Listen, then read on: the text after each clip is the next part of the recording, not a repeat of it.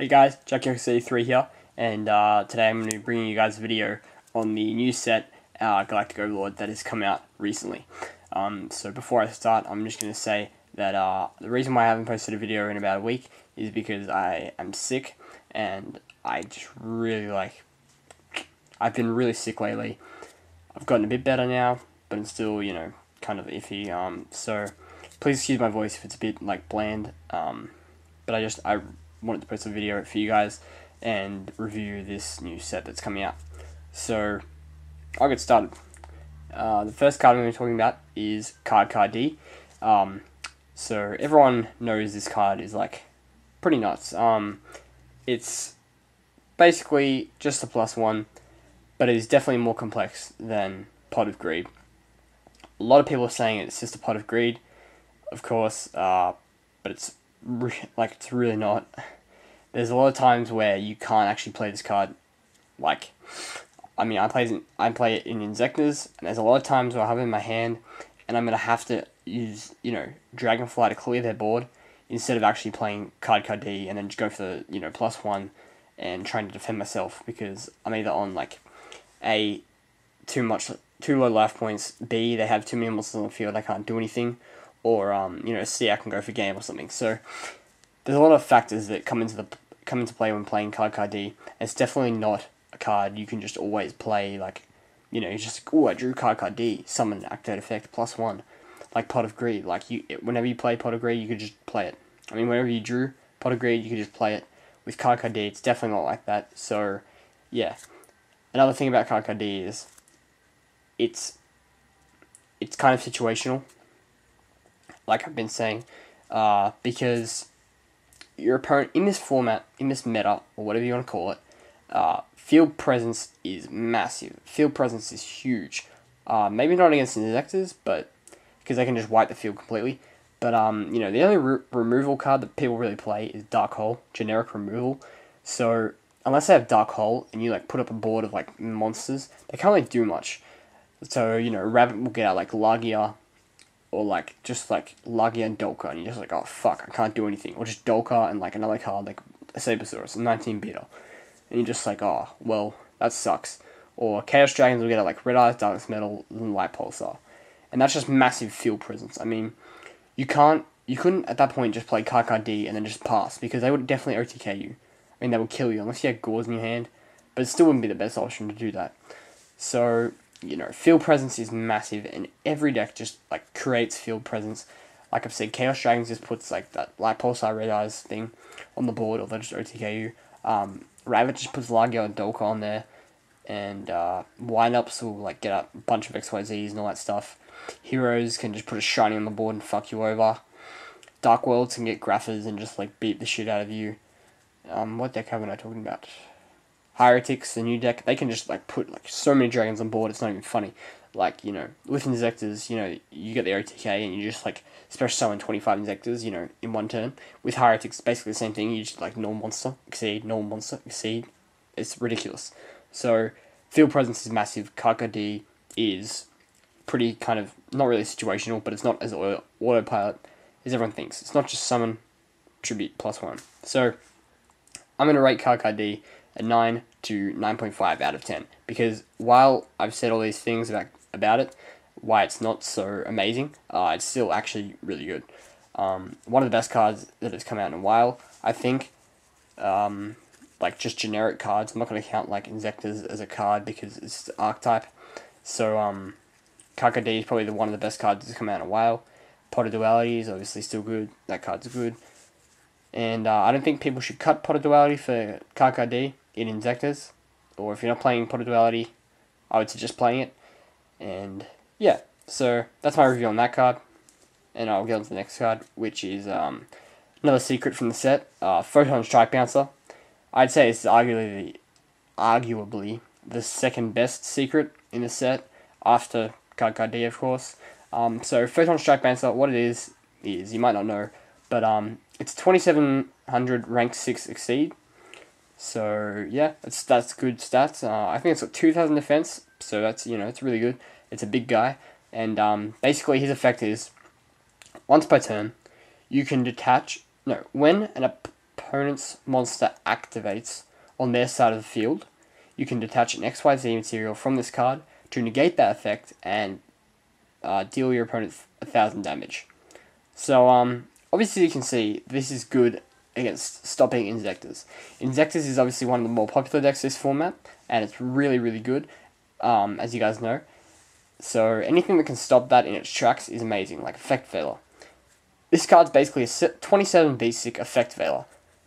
Well, it's kind of like 2 Effect Veilers built in one card, and it deals damage. So, say they're just like... So, say you're playing Heretics, right? And you can't OTK because it's actually harder in the TCG to OTK. But I'll be talking about that soon. And, you know, you bring out Photon Strike Bouncer and pass your turn.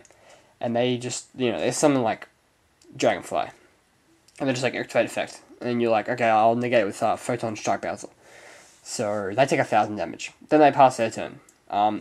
People don't usually run attack stoppers, so you could basically just beat over Dragonfly. And that's another 17 damage, sorry.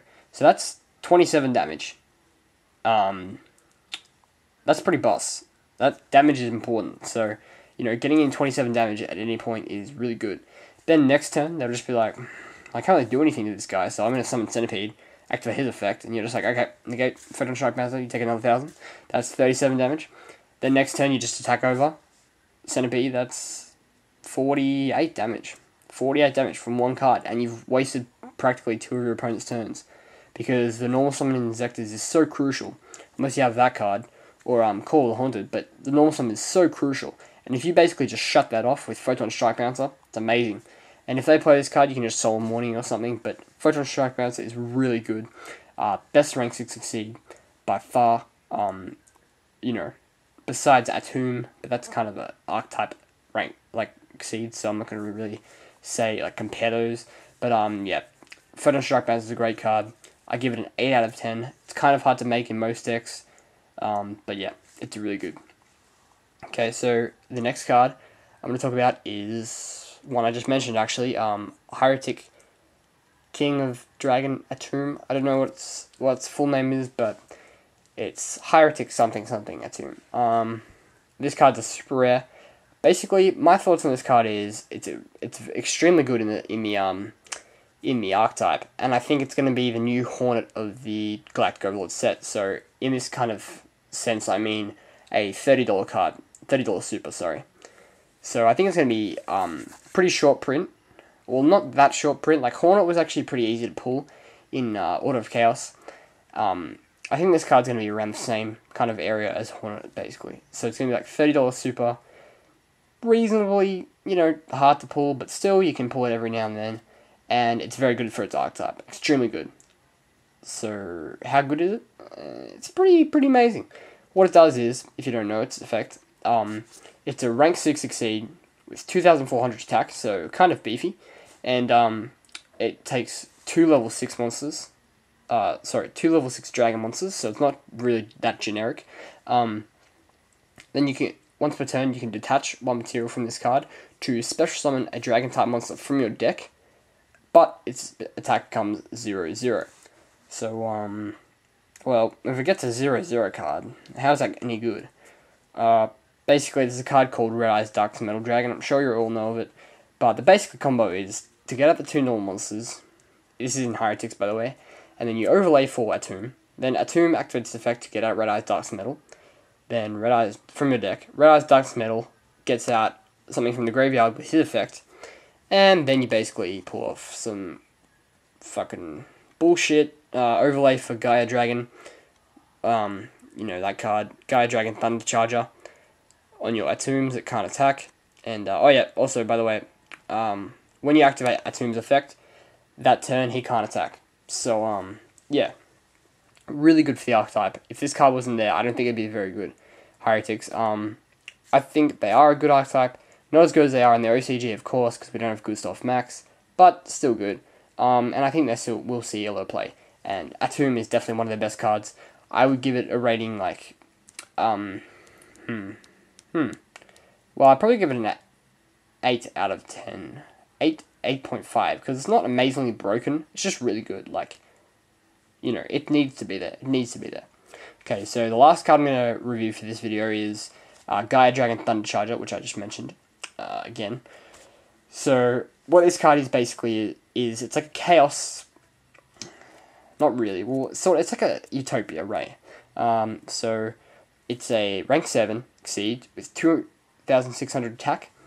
Not sure how much for defense, but it's a big body. It's a big guy. And his effect is when you attack a defense position monster, it just deals piercing damage. But the good thing about him is, so that's not that good. That's okay. It's an okay card.